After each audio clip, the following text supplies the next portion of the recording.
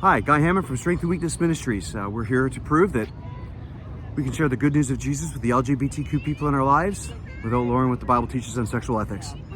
I am in San Antonio, Texas, obviously standing on the side of the Alamo, a place where in 1836, thousands of Mexican soldiers fought against this garrison for 13 days, after which the few hundred Texas revolutionary soldiers inside died, and where Davy Crockett died.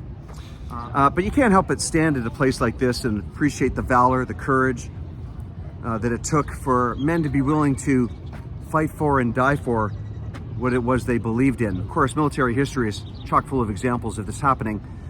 But you know, when it comes to Christianity, our faith, the history of our faith is full of examples of men and women who were willing to fight for and die for their faith.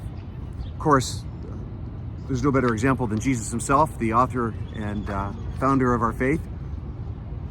But you know, we've got the apostles, of course. I believe all but one of them died a death as a martyr. And then as the years have gone on, that has continued to be the case, even to the point where today in 2024, there are parts of the world where Christians are being jailed and tortured and horribly mistreated for their faith. Not so much here in North America, but even in this part of the world, you know, people are suffering for their faith, where Christians are receiving opposition for believing in Jesus, believing in the Bible, believing in traditional biblical sexual ethics, having a conservative traditional viewpoint of Scripture. Certainly in our world today, Christianity has become a joke. It's a laughing stock.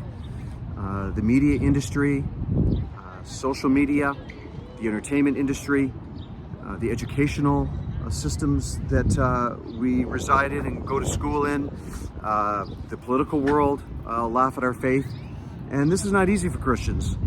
If there's ever been a time in our lives when it's been important and necessary for Christians to courageously stand for their faith, this is it. It's not easy being countercultural.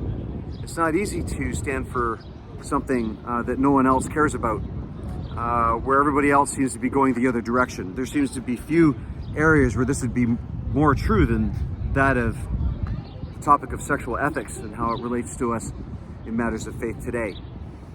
So my encouragement to you is just to recognize that, you know, if you want to go the way of the rest of the world, if you want culture and society to influence you, and you're going to give them that kind of power in your life, there are many areas where it'll be somewhat, I guess, non-consequential.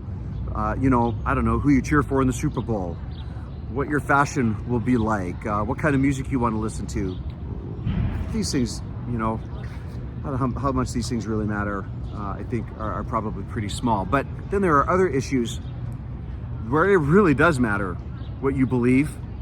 And, you know, I think the issue of sexual ethics is certainly one of them. So my call to all of us is to be people of faith and courage, be willing to stand for what we believe in, not allow society, culture, and what everybody else is doing to dictate to us what that is going to be.